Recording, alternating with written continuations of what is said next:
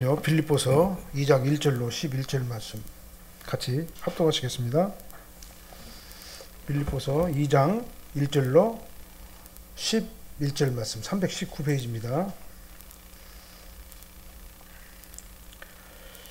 그러므로 그리스도 안에 무슨 권면이나 사랑의 무슨 위로나 성령의 무슨 교제나 긍휼이나 자비가 있거든 마음을 같이하여 같은 사랑을 가지고 같은 뜻을 합하여 한 마음을 품어 아무 일에든지 다툼이나 허영으로 하지 말고 오직 겸손한 마음으로 각각 자기보다 남을 낮게 여기고 각각 자기 일을 돌볼 뿐더러 또한 각각 다른 사람들의 일을 돌보아 나의 기쁨을 충만하게 하라. 너희 안에 이 마음을 품으라. 곧 그리스도 예수의 마음이니 그는 근본 하나님의 본체시나 하나님과 동등됨을 취할 것으로 여기지 아니하시고 오히려 자기를 비워 종의 형체를 가지사 사람들과 같이 되셨고 사람의 모양으로 나타나사 자기를 낮추시고 죽기까지 복종하셨으니 곧 십자가에 죽으심이라.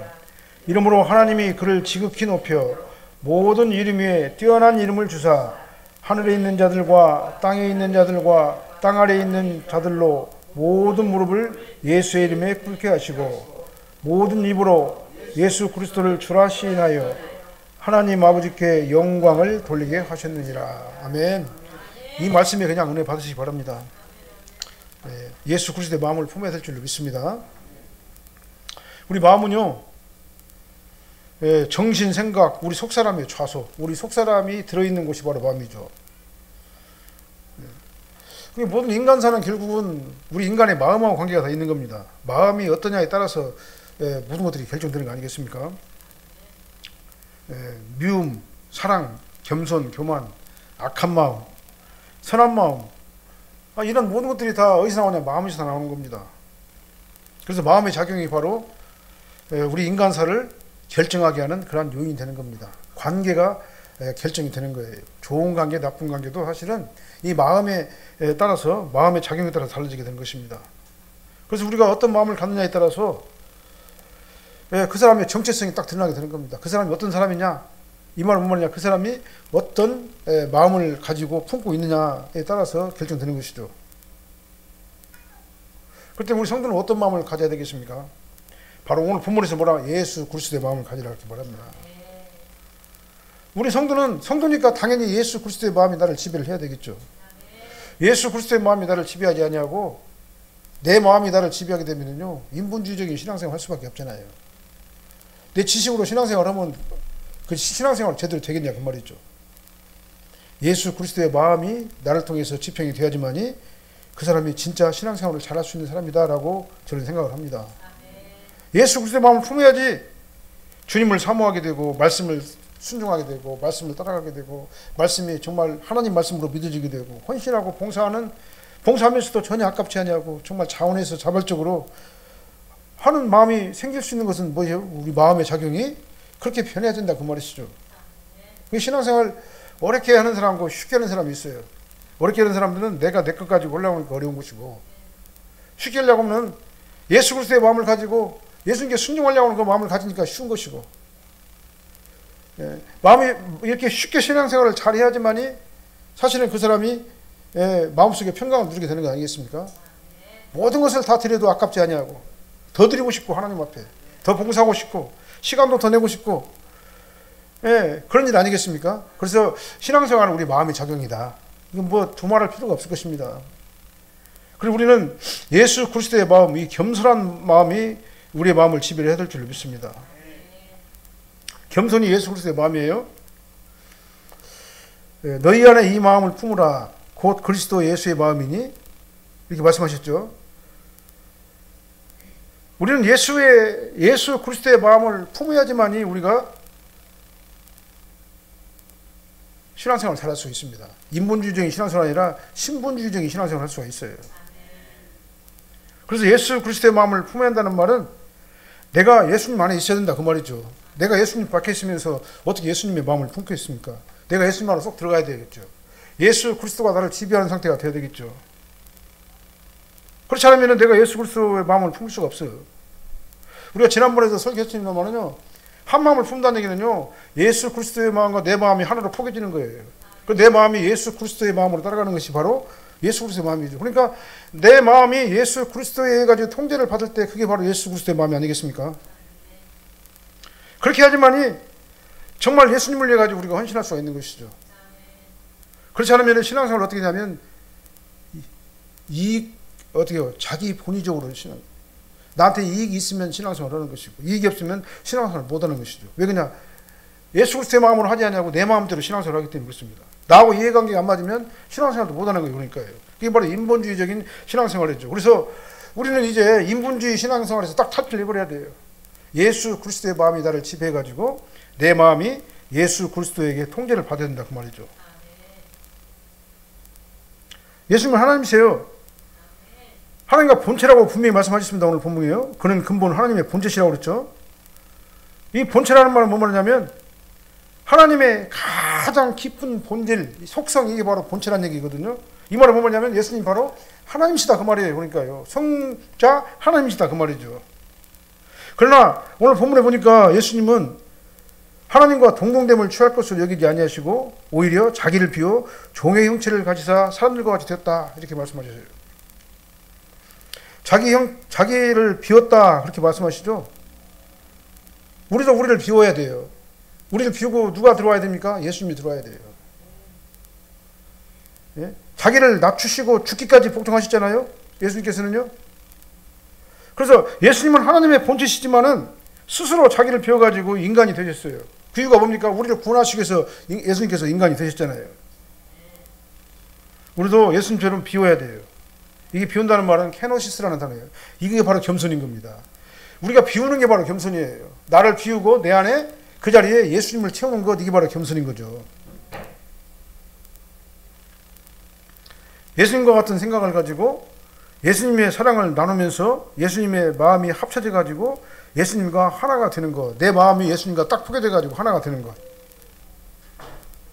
그러니까 내가 내 것으로 가득 차 있으면요 신앙생활 잘할 것 같은데 절대 신앙생활 못 해요. 예, 될 것 같은데 안 됩니다. 사실은요. 성령께서 내 안에서 나를 주인으로 계셔가지고 성령께서 강하게 나를 드라이브를 해야지만이 나를 갖다가 강하게 이끌어 주셔야지만이 내가 신앙생활을 제대로 할 수 있는 겁니다. 그래야지 신본주의적인 신앙생활을 할 수 있는 거예요. 성령께서 내 안에서 주인으로 계실 때 그때 또 뭐가 나타납니까? 능력이 나타나게 되는 겁니다. 능력이 나타나게 되는 거예요. 그러면 어떻게 됩니까? 권능이 생기게 되고 문제가 해결되는 거예요. 자기 것으로 가득 차 있으면서 그것 가지고 신앙생활 하려고 하면은 신앙생활이 힘들 뿐만 아니라 참 고달퍼요. 왜 그냥 인본주의적으로 신앙생활을 하기 때문에 그렇습니다. 그러니까 어떻게든지 간에 주님을 위해 가지고 내가 신앙생활을 해야 되는데 주님을 위해서 신앙생활을 하냐고 내가 내 의지 가지고 막 하려고 그러니까 굉장히 힘든 거다 그 말이죠. 그리고 서로 다퉈요. 내가 내 걸 가지고 신앙생활을 하면 서로 막 다퉈요. 허영심에 빠지는 거예요. 진짜를 못 봅니다. 진짜를요. 자기 것으로 가득 차 있으면요. 그러니까 이걸 갖다 뭐라고 하느냐. 내가 내 것으로 가득 차 있는 것을 하나님 편에서 보면 교만하다 이렇게 말하는 거죠. 그 교만 때문에 결국은 내가 무너지게 되는 거다 그 말입니다. 그리고 결국은 이제 내 인생의 꼴이 말이 아니게 되는 거죠. 그래서 내 것, 내 능력, 내 자원 가지고 내가 이 땅에서 내 마음대로 살려보다 보면요 결국은 실패할 수밖에 없는 겁니다. 여기서 아무리 잘 살았더라도 결국은 어때요? 하나님과는 관계없는 사람이 되잖아요. 결국은 좌절하고 낙심할 수밖에 없습니다. 마지막이 좋지 않아요. 그러니까요. 내 자신을 다 비워야 될 줄로 믿습니다. 다 비우고 그 안에 누구가 들어오시냐면 예수님이 들어와야 될 줄로 믿습니다. 그리고 예수님을 전적으로 의지하게 되는 거예요. 그래서 내 마음이 내가 계속해서 반복합니다만 예수님과 내 마음이 딱 합쳐져 버려 포개져 버려야 돼요. 그래가지고 예수님에 의해 가지고 내가 이 세상을 살아야 되고 신앙생활을 해야 된다 그 말입니다. 그래서 하나님의 임재에 예수 그리스도의 임재에 민감하게 반응하는 우리가 되될 줄로 믿습니다. 그러면 능력이 생기고 권능이 생기고 이제는 권세 있는 삶을 살게 되고 어떤 일을 당하든지 간에 예수 그리스도께서 나와 함께 하시기 때문에 내가 아무도 염려할 것이 없는 것이죠. 네. 아무도 염려할 게 없는 거예요. 이제 그렇게 된 사람이 바로 전천후 신앙인이에요. 아무리 어려운 일을 당한다 할지라도 결코 두려워하거나 불안하거나 낙망하거나 실망하지 않냐고 하나님께서 나를 인도하신다는 그 믿음으로 끝까지 밀고 나가게 되는 것이죠. 그 사람은 어떻게 어려움을 당하면서도 그 안에 평강이 지배를 하는 겁니다. 어려움 가운데서도 그 안에 하나님의 평강이 그를 지배하게 되는 거예요. 그러면은 문제가 더 이상 문제가 아닌 거예요. 이런 사람은 세상이 감당하지 못하는 겁니다. 이렇게 됐을 적에 우리가 이 세상을 극복하고 모든 문제를 극복하고 이기고 나갈 수가 있게 되는 것입니다. 그런데요, 자기 것으로 가득 차 있으면요, 내 것을 막 지키려고 해요. 그 다음에 자기 것으로 가득 차 있으면요, 정말 아버지 하나님의 일을 갖다 할 수가 없어요. 주의 일을 한다고 하면서도 그리고 내 일 하는 것밖에 안 되는 거예요. 자, 기독교의 덕목은요, 그러니까 겸손이죠. 오늘 본문의 키워드가 뭐냐면 겸손이에요. 겸손은 뭡니까? 아까 말씀드렸듯이 비우는 겁니다. 나를 비우고 그 자리에다가 예수님이 내 안에 들어오게 되는 것이죠. 그러니까 겸손하지 않으면서 사랑한다. 이건 모순이에요. 겸손하지 않으면서 사랑한다. 이게 거짓말입니다. 이건요. 겸손은 온유하고 다른 말이 아니에요. 온유와 똑같은 말이 바로 겸손이에요. 내가 겸손하다 이 말은 온유하고 겸손한 예수님의 마음이 내 안에 있다 그 말이죠. 겸손한 자는 온유하고 온유한 자는 겸손한 겁니다. 그러니까요. 겸손하지 않고 능력을 행한다. 이것도 거짓말이에요. 겸손하지 않고 능력을 행하는 것은 사상누각입니다. 모래 위에 집을 짓는 것과 마찬가지인 거예요. 쉽게 무너져 내리는 것입니다. 그래서 결국 인간의 냄새는 결국 많은 사람들을 힘들게 하고 자신도 무너져 버린다. 이게 바로 사상누각이 되는 것입니다. 얼마나 많은 사람들이 능력을 행한다고 하면서 큰 소리 치고 다니다가 무너져 내리는 사람들이 얼마나 많습니까? 그들의 마지막에 너무나도 비참한 사람들이 많이 있잖아요. 엄청나게 능력을 많이 행하는 것 같은데 결국 그들의 말년을 보게 되면은 정말 사람이 참 추접스럽게 변해버리는 사람들 많이 있잖아요. 우리가 늙어가면서도 예수 그리스도를 닮아가면서 예수 그리스도가 나를 지배하게 되면요, 정말 겸손하게 사람이 변해가는 모습을 볼 수가 있습니다. 이게 바로 성숙한 신앙인의 모습이죠. 근데 자기 걸 가지고 막 큰 소리 치면서 자기 지식으로 자기 잘난 맛으로 이렇게 신앙생활을 하다가 나중에 보면은요, 이제 인간의 냄새가 막 풍겨지는 겁니다. 인간의 냄새가 풍겨지면 어떻게 됩니까? 서로 아주 비참하게 추락하는 그런 모습을, 냄새나는 모습을 볼 수가 있겠죠. 그래서 우리는요, 엘리트보다 사람이 돼야 된다. 내가 엘리트가 되는 것보다도 예수 그리스도의 은혜가 나를 지배해야 된다. 나를 다 비워버리고 엘리트 같은 건 사실 필요가 없잖아요. 내가 예수님하고 만나면 그걸로 끝인 것이지. 엘리트가 뭔 소용이 있어요, 이게. 예? 사람이 안 된 엘리트는 위험해요. 오늘날 보세요. 사람이 안 된 엘리트는 위험합니다. 사람을 죽여요. 막 공공으로 막 몰아넣는 게 바로 사람이 안 된 엘리트의 모습들이잖아요. 오늘날 우리가 많이 보잖아요, 그런 사람들을. 사회에 이런 사람들은 악한 영향을 끼칠 수밖에 없어요. 사람이 안 된 엘리트는요. 그러니까 겸손하지 못한 엘리트는 자신의 목적을 위해 가지고 수단과 방법을 가리지 않는 거예요. 그러고 난 다음에 어떻게 됩니까? 수단과 방법을 가리지 않고 있다가 썩은 냄새가 풀풀 나요. 그러니까요.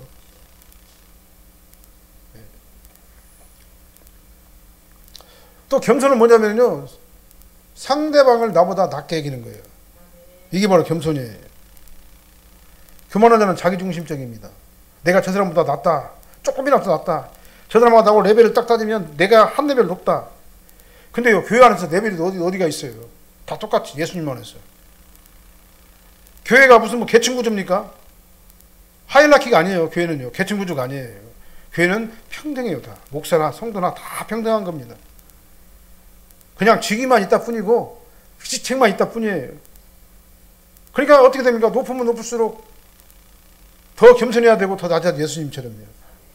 섬기는 자가 되어야 된다 그 말이죠. 근데 그것이 우리 마음속에 이것이 체질화가 되어야 되는데 그렇지 않을 때가 참 많이 있다 그 말이죠. 나를 상대방보다 더 낮게 여기면 이건 교만이고, 상대방을 나보다 더 낮게 여기면 이게 바로 겸손이죠. 딴 게 있겠습니까?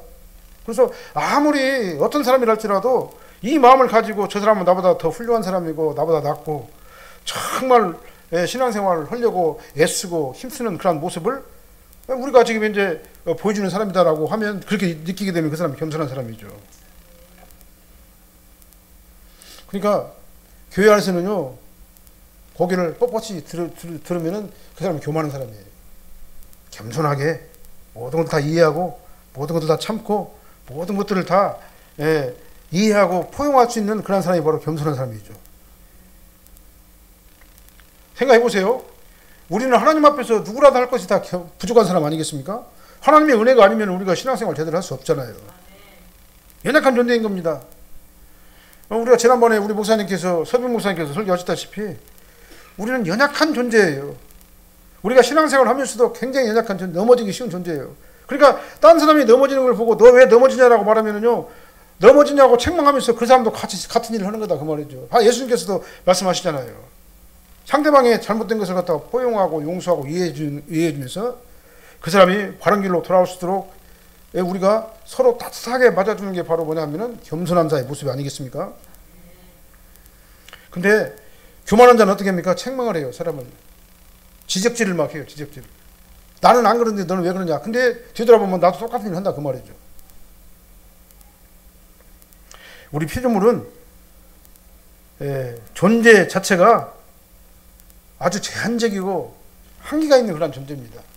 우리가 하나님의 은혜를 힘입지 않고는 우리가 정말로 우리가 신앙생활 이 땅에서 살아갈 수 없는 거예요. 우리가 성도로 살아가는 것도 사실은 성령님의 인도하심과 도우심과 역사하심이 있기 때문에 우리가 성도로서 이 땅에 우리가 지금 이 세상에 살고 있는 거 아니겠습니까? 그렇게 불안한 존재가 바로 우리예요. 하나님의 도우심이 없으면 우리는 신앙생활도 제대로 할 수 없는 존재가 바로 우리들이에요. 근데 왜 싸워요? 이 사실을 모르기 때문에 그런다 그 말이죠. 다 보면은 자기 본의로 생각하기 때문에 부부간에 싸우고 형제간에도 싸우고 서로가 잘나서 막 싸우는 거예요. 근데 한 발짝 뒤로 물러봐가지고 그 사람 입장에서 생각을 하면서 나도 저럴 때가 있었다 라고 생각한다면은 싸움이 없어질 거다 그 말이죠.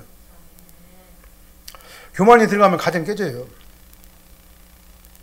교회도 어려워집니다. 그 다음 나 자신도 망가지게 되는 거예요. 그 다음에 국가도 어려워지게 되는 겁니다. 이 교만병이 이 사회를 지배하게 되면요, 국가가 망가지게 깨지게 되는 거예요. 인간이 타락한 것이 왜 우리가 인간이 타락했습니까? 교만 때문에 인간이 타락한 겁니다. 마귀가 사탄이 왜 타락했습니까? 교만 때문에 타락한 거예요. 자기 위치를 갖다가는 버리고 도망갔잖아요. 교만 때문에. 하나님과 똑같이 높아지려고. 그래서 우리는 겸손해야 될 줄 믿습니다. 겸손이란 말 아까 말씀드렸죠. 나 자신을 싹 비우고 그 자리에다가 예수 그리스도를 모시는 거예요. 예수 그리스도의 은혜가 나를 지배하게 되는 겁니다. 그 다음에 겸손한단 말은 뭔 말이냐면요, 겸손한단 말은 나를 비우고 그 다음에 상대방을 나보다 더 낮게 여기고 그 다음에 뭐가 있어야 돼요? 관점이 바뀌어야 돼요. 관점이. 그래서 내 관점에서 바라보는 것이 아니라 호람되어 하나님 앞에서 하나님의 관점에서 나를 바라봐야 돼요. 하나님께서는 분명히 할 수 있다. 너 하면 돼. 그러는데 나는 못해요. 내 생각으로 해보니까는 못한다고 말을 해요. 이거는 겸손이 아니라 불순종이고 그만인 거예요. 하나님께서 너 할 수 있어. 해봐. 그러는데 나는 못해요. 난 안 해요. 이게 불순종 아니겠습니까? 이게 바로 하나님 앞에서 교만한 행위인 거예요. 하나님께서 말씀하시면 피조물인 인간은 아멘 하고 순종을 해야 그게 겸손인 거예요. 하나님께서 말씀하시는데 피조물인 인간이 나는 안 돼요. 나 못해요. 그러면은 하나님께서 나를 통해서 일을 하지 않아요. 만약에 내가 말씀에 순종하면은요, 하나님께서 나를 능력을 주시고 나를 통해 가지고 능력을 일으키시고 문제가 해결되게 하시고 회복되게 하시고 모든 일들을 다 하나님 은혜 가운데서 나를 이끌어 나가시는 겁니다. 그래서 하나님께서 내 인생을 이끌어 나가게 하려면 어떻게 되겠어요? 하나님께서 하라시면 따라가고 말씀이 그러면 순종하고 하나님이 원하시면 정말 감사하며 순종하면서 나를 비우면서 주님의 뜻대로 우리가 살아가는 것, 이게 바로 순종이고 겸손인 겁니다. 그래서 관점이 바뀌어야 돼요. 내 관점이 아니라 하나님의 관점에서, 내 관점이 아니라 하나님의 관점에서 바라봐야 된다 이 말이죠. 상대방의 관점에서 바라봐야 된다, 인본주의적인 발상이에요. 그래서 내 관점이 아니라 하나님의 관점에서 하나님의 말씀대로 순종하는 그런 우리가 될 줄 믿습니다. 상대방의 관점에서라는 말은요, 상대방의 입장을 우리가 보고 이해를 하는 것이지만은 그러나 더 정확한 건 뭐냐, 하나님의 관점에서 모든 것들을 판단해야 된다 그 말이죠.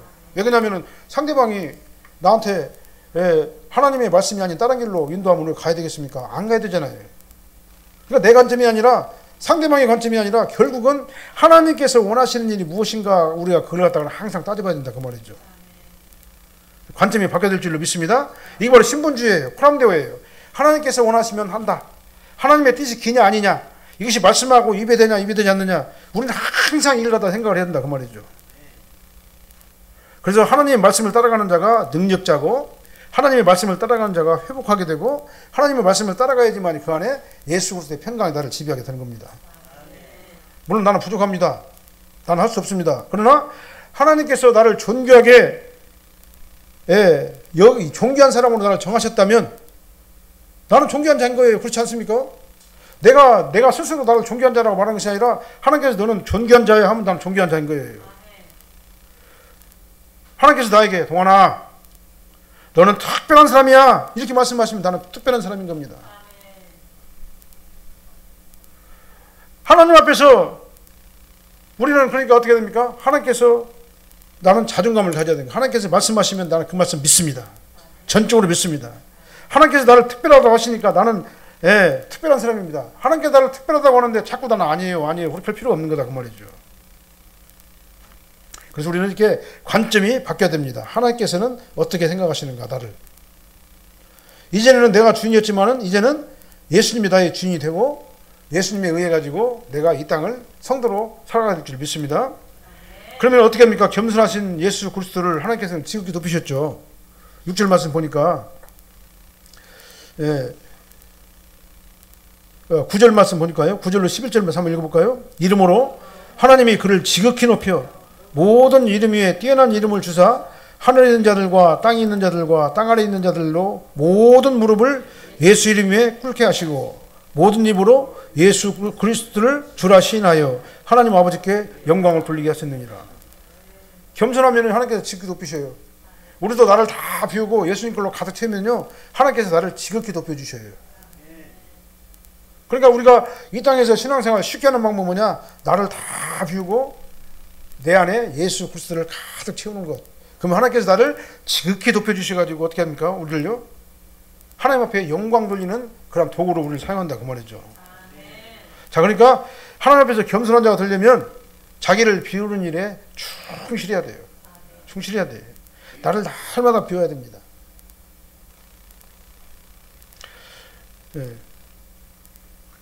예수님께서는 하나님의 근본 본체시지만 하나님과 동등됨을 취할 것도 아니하시고 오히려 자기를 비워서 어떻게 했다고요? 종의 형체를 가지고 사람들과 같이 되셨다고 했잖아요. 이 종이란 말은 둘로스라는 얘기예요. 노예란 얘기죠. 오늘 본문에서 종은 노예란 얘기예요. 둘로스. 생사해탈관이 주인하겠는 거예요. 노예는요. 예수님께서는 하나님의 종으로 이 땅에 오셨어요. 그러니까요. 종으로 이 땅에 오셔가지고 죽기까지 순종하신 거예요. 그러니까 하나님께서 그를 어떻게 했습니까? 그렇게 순종하니까 그를 지극히 높여주셨어요. 신앙은요, 첫째도 겸손, 둘째도 겸손, 셋째도 겸손. 왜 그렇습니까? 내가 하나님을 선택한 것이 아니라 하나님께서 나를 선택하셨기 때문에 그래요. 내가 하나님을 선택한 게 아니에요.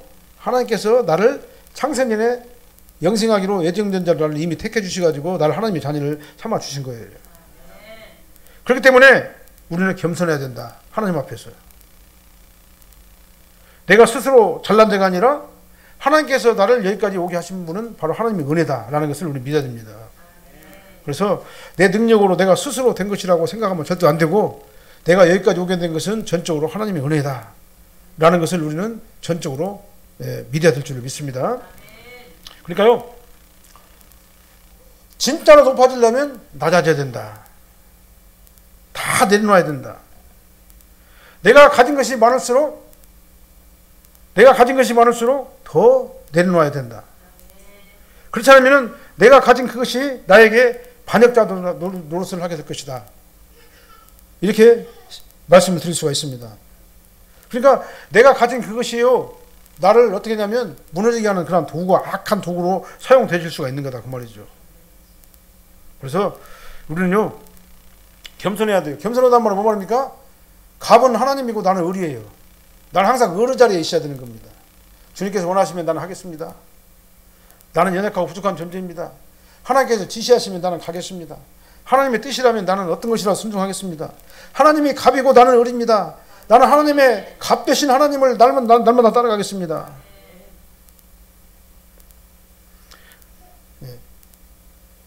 그냥 우리는 좀 하나님을 갑으로 모시고 우리는 을로서 순종하는 우리가 되어야 될 줄 믿습니다. 이렇게 하나님은 예수님은 가장 낮은 곳에 태어나셔가지고 가장 천한 갈릴리에서 태어나시고 나무에 달려 죽으셨잖아요. 예수님은 아낌없이 나를 위해서 다 들으셨잖아요. 그리고 나를 사망 가운데서 건져 주셨잖아요. 그리고 우리는 이 예수님의 마음, 온유하고 겸손한 마음을 우리가 따라가야지만이 우리가 이 땅에서 올바른 신앙생활을 할 수가 있는 것입니다. 그래서 높아지는 비결은 낮아지는 데 있다. 높아지기 위해서는 자기를 높여야 된다고 생각하는 것은 교만이다 라는 것을 항상 생각을 해야 될 줄 믿습니다. 이 교만한 사람들은요, 없어도 있는 채 하는 거예요. 약한데도 강한 채 하는 겁니다. 그 다음에 섬기는 것보다도 섬김을 받는 걸 더 좋아하고, 누구한테 지시를 받는 것보다도 누구를 지시를 하려고 하는 그런 마음을 가지고 있고, 그러면 그런다고 높아집니까? 아니잖아요. 그죠? 높아지는 것은 그런다고 높아지는 게 아니에요. 정말 예수님과 같이 정말 종의 형체를 가지고 섬기는 자세를 가지고 우리를 위해 가지고 십자가 희생제물이 되어 주시기 때문에 하나님께서 그를 지극히 높여 주셨잖아요. 우리도 나를 다 낮추고 겸손하게 아버지 하나님 앞에 겸손하게 나를 낮추면은요, 섬기는 자가 되면은 하나님께서 나를 지극히 높여 주실 줄로 믿으시길 바랍니다. 그래서 겸손 오늘 본문은 이 겸손이라는 단 한 가지를 가지고 말씀을 선포했습니다. 이 말은 아무리 강조해도 지나치 않을 줄로 믿습니다. 그래서 우리는 가정에서나 사회에서나 또 교회에서나 정말 하나님의 이 겸손한 마음을 가지고 우리가 신앙생활을 잘 할 적에 하나님께서 나를 높여줄 줄로 믿으시길 바랍니다. 기도하겠습니다. 하나님 감사합니다. 예수님께서는 나 같은 죄인을 건져내시려고 하나님이신 예수님께서 이 땅에 종의 형체로 이 땅에 오셔가지고 자기를 다 내려놓고 아버지 하나님 앞에 죽기까지 순종한 그 모습을 우리가 바라봅니다. 아버지 하나님, 우리도 나를 다 내려놓고 나를 다 비우고 예수 그리스도의 은혜로 나를 가득 채우게 도와주시옵소서. 그래서 아버지 하나님만이 나를 인도하시는 구세주인 것을 깨닫게 하여 주십시고, 내 안에 예수 그리스도의 은혜가 넘쳐나게 하여 주시옵소서. 나는 겸손하게 도와주십시고 교만하지 않게 도와주십시고, 아버지 앞에 섬기는 자로서 아버지 하나님 앞에 부족함이 없는 저희들이 되게 하여 주시옵소서. 입술로만 주여 주여 하지 않게 도와주십시고, 예수 그리스도의 은혜와 말씀이 나를 지배하게 도와주십시며, 정말 예수님 앞에서 한없이 겸손한 자 되게 도와주십시고, 이 겸손이 나를 통해 가지고 이 땅, 우리 교회와 우리 가정과 우리 사회에 아버지 하나님 정말 전달되게 하여 주십시오를 간절히 간구하고 원합니다. 그래서 아버지 하나님께서 이제는 저희들을 붙들어 주시되 정말 우리를 지극히 높여주시고 은혜 가운데 저희들을 평강 가운데 인도해 줄 줄로 믿습니다. 아버지 하나님 도와주시옵소서.